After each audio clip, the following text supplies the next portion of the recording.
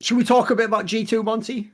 I think it's a pretty fun conversation because here's one reason why we are literally, not only did they play, but we are mandated to talk about them. And here's why, Monty, because every single G2 player was voted the best player in their position. So that's right. If you're a Reckless and Reckless fan, was MVP of the league. If you're a Reckless fan, everyone agrees. The consensus is he had all the best players in the fucking league on his team, guys.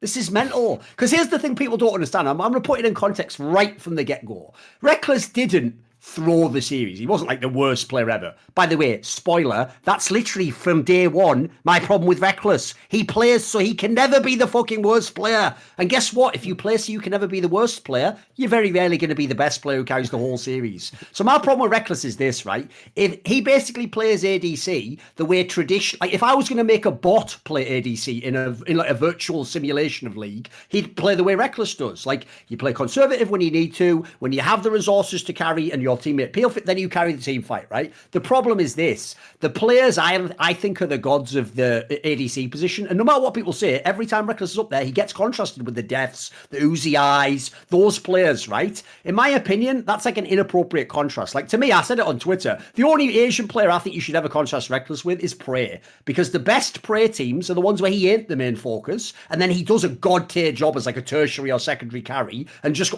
he's always responsible with his lane, and then he does all the shit you need in the team fight. But that's not like Uzi Eye, Deft, Forgiven. These are players who try to break the game from AD carry. I wouldn't make the bot play the way those players play because it's actually inappropriate for the role. But the point is, the bot is playing as though everyone's playing the game correctly. Sometimes you don't have the teammate in the other position who could carry in that case. So you have to be like Uzi and say, I'm going to hard carry this game no matter what. Sometimes in a team fight, you don't have the peel, but you have to say, you know what, I'm going to risk dying to kill that specific player and then hope the rest of my team carry off the fight. That's my problem basically with Reckless is, right? I agree. Yeah, I don't mind him having the MVP, by the way. I think if for regular season only, I think it's totally valid that people thought he was the MVP. He was certainly probably the best player on G2, I think, which says a lot, by the way, if you play with caps. The problem I have is, though, like the way these series go, I can see why no one criticised him because he didn't look like the worst player. But it's like, brother, come on, man. Like, Hans Sammer's not a legend. No one's going to put him against Uzi Eye in the future. He's just a very good player. These are the series where if you're the greatest, you just go off, mate. And like I said, you can't make a single excuse about teammates. Some of them didn't play well in this series. But you, again, mate, if you're going to complain about those teammates, you're worse than Forgiven. Forgiven used to complain about Jan Kors and fucking Odoam. Like, you've got better players than that, arguably. I think for me, it's you know, that factor is like when you bring in Reckless, right, to replace Perkz, you're expecting that you're getting a player who is at an individual level a superior player to the AD carry because Perkz at the end of the day and is was probably. and was. So we were never talking, like Perkz was not in the conversation for like, who is the best mechanical AD carry, right? That was never really his jam when he switched to that role at G2. But what I think is interesting here is that you're hoping that the upside of having a long time, you know, famous AD carry, championship AD carry like Reckless is going to make up for what you lose when it comes to shot calling. And I think what we saw in the end was that G2 does not look like the same team that can improvise as well in the late game, that understands how to play the side lanes in order to kind of get themselves back into a game or create very unique plays. And I think that's a really huge issue. And on the other side, we saw C9 doing some very interesting things to get them back into the games that they were losing and probably should have lost, you know, making the aggressive calls. And for me, it just looks like the direction of G2 in game, like the magic wasn't there this time around. It's interesting what you mentioned, Thorin, about Prey being a weak side player, though, right? Like that was what they did, right? They put like Gorilla Prey were like soaking all the every team by, he like, was on would always have the top lane carry. It was all the yeah. great Korean top lane carries. Yeah. So it really, and I think that's a model that you could very easily apply to G2 this year, except they didn't, right? Like, and it wasn't until playoffs that they switched to start playing top lane carries, but they didn't look that practiced on it, and I felt like their drafts around it were not as good as they used to be. Like drafting against G2 used to be like absolutely terrifying, right? Because they'd be flexing like 5 different champions that you'd never seen before between mid and top. And you don't even know who they actually want to carry that game. Like they don't come in with a set plan, did they? In the old lineup, anyone could just get it at the end. Yeah, because I mean, that's the exact identity they had in 2019 or 2018 with Hyun and 2018 Madrid, right? was the one where they just had the top side of the Hyun- map, and it was Hyun and them, Madrid, yeah. Hyun and Madrid, right? Which was the like weak side bot lane, soak pressure, and then like play through your solo lanes, right? And I was really surprised that they didn't take on that type of model earlier on. Seemed obvious, in the right? split. Yeah, because they just played with like what do you want Sion every game? I don't know. Yes. That was really surprising to me, because then you end up with these compositions where you have Seraphine bot, Sion top, like some dog jungler, and then Lucian, and like you have one carry in your entire comp. Like, and like if you get mid prio, where does it go? Like, what are you doing with the mid prio? I guess you go and get wards on the enemy jungle, and then you like push mid some more, and you try and abuse the guy 1v1, right? And that's a lot of the games they had where they were like popping off, was where, like, for example, the Rogue game in second round robin in regular season, right, where they just kill Larson like 6 times because everyone's just going mid, like next to the, I think it was the Azir into Lucian matchup, I think, if I remember correctly.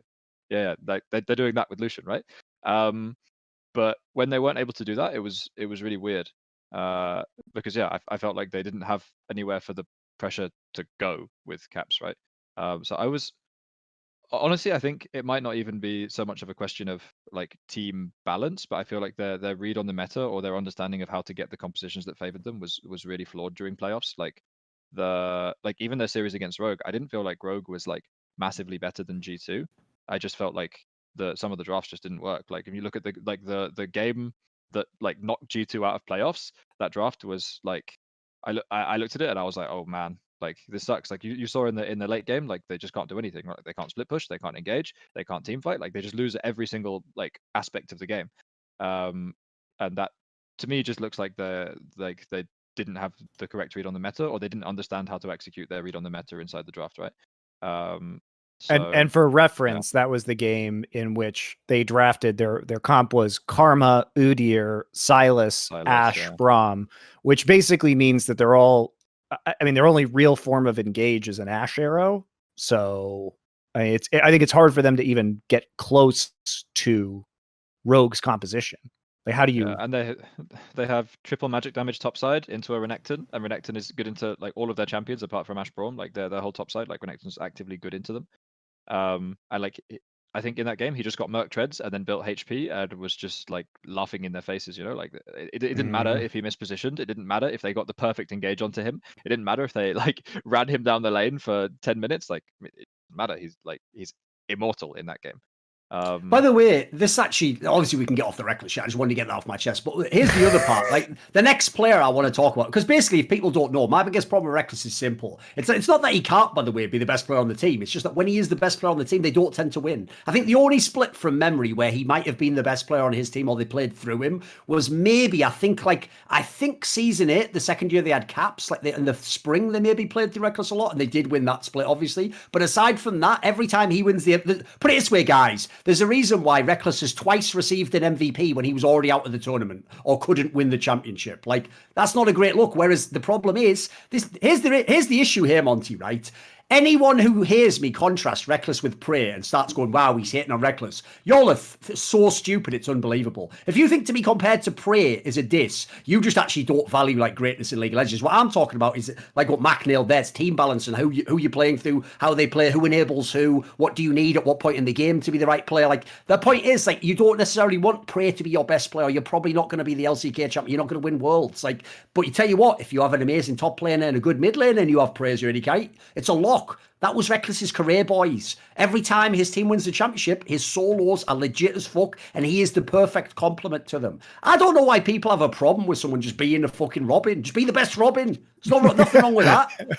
Oh, by the way, go the other route. Like, I've always said this. My favourite Reckless split was, I think it was season 6 summer or something off the top of my head. The one where he actually did try to play like the hard carry, where he had all those shit teammates. Well, the problem is he didn't win the championship, but I tell you what, it was fun to do. So believe it or not, after all this time, Reckless fans, you have to make the choice. Would you like your player to be the best? If so, they might not win the championship. Problem is, you've built your whole identity that he's the best player because he wins the championship. So you're the ones who have to resolve that. I don't. I'm fine with it. It's like you can either go out on your shield like a samurai and not win, but maybe be the best player, or you can just say, I want to be on one of the best teams, as he did in the offseason, and go and join the team that could potentially do that for you. Because to flip it over, the player I feel like we have to really look at in this series for G2 is Wonder, surely. Like, this is where what I've been saying for the last 2 years finally kicks in. Now is the moment we can start asking, like, maybe he shouldn't play World of Warcraft half the time. Maybe that shouldn't be a funny thing that he one times all the champions in the fucking LEC. That's sick and really baller if you're absolutely so far ahead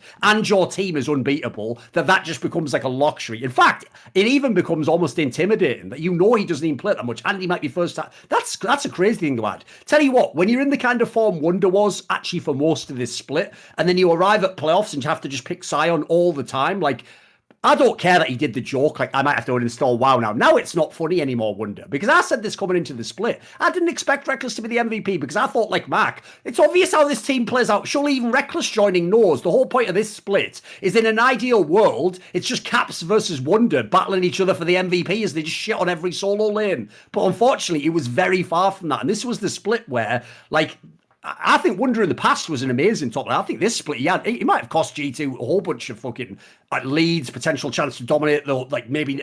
What do you guys think on this one? Because I was massively underwhelmed by this. I mean, just to finish off on Reckless quickly, I think, like, as a Robin, like, to be clear, he is the best Robin, right? Oh, like, probably the best in Europe ever, yeah. There is no one that is as good at not dying and farming CS as Reckless, right? Like, he is insane. Absolutely. Like, as a piece it's the same. roster, it's the same like shit as dream. Prey. It's the same shit as Prey. Yeah, Prey was very good at not dying, while Gorilla went off and roamed all over the map and still getting the CS that he needed in order to be a secondary carry in the mid game. Agreed. Yeah, but then that obviously doesn't work if you aren't playing super hard through your top side, right? To be fair, during the regular season, I every time I look at Wunder play the way he moves the map in the mid game, I still feel like he's just a cut above almost everyone else. Like, I feel like he's one of the. So he knows most how to win the intelligent game, players yeah. in the mid late game. Yes. I don't know why they weren't drafting carries for him. I don't know why, like, his form went so wacky in playoffs, right? Like, in our first series, well, in our only series against G2, like, we played like 4 Gnar games, and he tried like a different champion into Gnar every time, and none of them worked, which is weird, right? Like, normally that's not something you expect to happen. Like, if I'm in a BO5 and I've won 2 games with Gnar, and like Gnar looked really good in the third one, and then in the fourth game I don't see a Gnar ban, I'm feeling real good about the series, and that's something that really surprised me about, like, again, like in the past, like G2 were always really good at like flipping the table and adapting mid-series and just being like, okay, like, this champion's gone, and now I'm going to counterpick you with this like totally random thing that you've never seen before.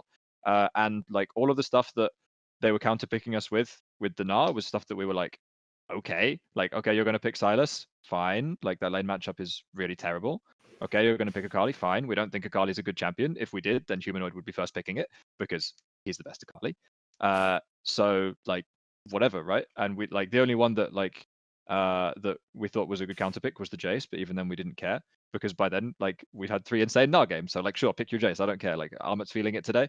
He's going to play a good Gnar game and he can play the matchup. And then the Jace game didn't work out because of the like horrendous crab fight on top side at 5 minutes, right? But yeah, I didn't feel like, and coming like the series against us, they did exactly what we expected them to do, right? Which was that they are going to counterpick top side. They're going to prepare a bunch of different like counterpicks to Gnar and play like their Irelia or Akali or Sylas or whatever it is into Gnar or Jace. But like, I don't know why it didn't work out. He definitely had a like rough series against Armut. I think Armut was insane in that series against him. Although I think the Akali game he played well. Is this? I mean, I think I said what I thought earlier about just the whole team kind of seeming off, and I think that whereas in the past the way that you described them flipping the tables in draft, it definitely didn't feel as effective with the champion picks that you're quoting here. So it feels like some of the decision making is not quite as keen as it used to be, but it's also the way sometimes that they apply pressure in the side lanes they don't seem to, when I watch them, it doesn't seem to have the same kind of like smothering pressure that they used to have in the mid and late game. And for me, that's a lot of what probably Perkz was bringing to the table is these decisive calls or like the ability to create calls that make comebacks possible. And for me, that is kind of what's missing from G2 now too, is that I don't have the same faith that they are going to engineer a come from behind victory that I did when Perkz was on the roster. And I think that if you are going to lean into some of these wacky picks, you have to know how to use them creatively in order to make them effective. And that wasn't there for me in a lot of these games. And even though they did win the Akali game, right? They did win that one. Yeah, that was the one game they won. Yeah. Yeah. There was one game they won. It didn't feel to me that the Akali had really anything to do with the victory at all. We didn't think so either.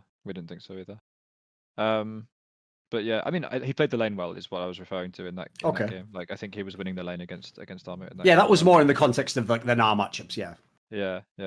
But yeah, it's weird actually, because I mean, what you're saying about the side laning, I kind of agree with, because it felt like when G2 was behind, they were way less decisive about what they were doing. And it's funny because like there were 3 people that I learned side laning from, like when I joined LEC like 3 years ago, I think. Yeah, 3 years ago. Like was Perkz, Wunder, and then Doinby were like the 3 people that I watched to learn how to move the map in the mid game. And that's like that was like the opening my eyes moment of like, oh wow, this is how the mid game works, because they were so insanely smart about how they move the map in the mid game. About when they went to side lane, when they grouped through mid, when they got vision, when they transferred from one side into the other, like all of these things they did insanely well. And I still think that Wunder does that really well. Like when, like, for example, that's one of the reasons why I think they're so successful on Sion, because Sion is insane at doing that. Like he's really good at understanding when he can cheat a wave on the weak side and get away with it and use his ulti to escape, or when he should group through mid and force with his ulti, or whatever it is, right? But it felt like, I definitely agree that it felt less creative from behind. I think something that Grabs has been quite outspoken on before is that he feels like the Dragon Soul stymies that creativity a lot, because you can't cross up objectives in the same way that you used to be able to. And actually, if you look back at G2's international record, like in Europe, it's never showed up that much because they were just better than everyone else. But they've never been in like an insane early game team where they're just gonna like full court press you into death, right? And like stack every Drake and like take all the objectives and like 1v9 you in lane and just like crush you from minute 1. They've always been this team where they're just insanely creative at coming back into the game, but in a meta where you're forced to team fight. Incremental advantages in the mid and late game, and what made them so amazing is that they did it in a way that no one else would think to do. So it was very difficult to play against them, because they would on the fly figure out what the advantage was that they had and then punish you for it. And there was no real way to prep against it, because you couldn't prep against their weird picks, or you couldn't prep against this like wacky engage that they would take that no one else would do. That's how I felt about it. And it's why I actually do think, and I'm actually in some ways glad this team lost. Although I actually think, by the way, if I had these 5 players, I'd just re-roll and go for summer and maybe we fucking win, and it doesn't matter anyway. Like the players are so good, you can figure this out. But with that said, in a way, I'm glad this team didn't win LEC, because it'll actually make people for a moment actually acknowledge how incredible that fucking run from the other team was when they had it, particularly when they used Perkz at ADC. Obviously, what a crazy dynamic, because to me, that team is the only Western team ever, assuming we're not going really back to the dinosaur age of like Moscow 5, who I always said this, even before they beat them, they were the only Western team that had a factor that could actually make an elite Asian team potentially intimidated. And it was exactly this. It's that even though, in theory, we might be the best team in the world on paper, this is the one team that is never out of the game. This is the one team that can find a way that we aren't even thinking of back into the game. This lineup can't do that. Like, they can, like, manipulate the waves properly, and they can create a situation where, like, you know, they get the bright pick. They can basically do what a normal team would do as the best players, but they lost that, like, magical quality for sure. Because that was the thing. It was the two combined, in my opinion. It wasn't just that, like, it was the super team with that lineup. In my opinion, the most crazy thing was, even if I had the players to match them, my players can't engineer these ridiculous comebacks. My players can't flex everything all over the draft. So, like, it's the uncertainty factor that I feel like always kept an opponent, like, off kilter. Whereas if you have a lead against this team, you've just got a lead against some very good players. Yeah, you can close out the game. It's not some like fucking Rubik's Cube you have to solve within 30 seconds or something. Like, it's doable. So to me, like, some of their aura was pierced as soon as Perkz left, and you just saw what they're actually like as a team. Because now they're just like a super team of, you know, just on paper the best players in the LEC, but that just won't win you the league outright. You know, that's not always the best. The best roster doesn't always win.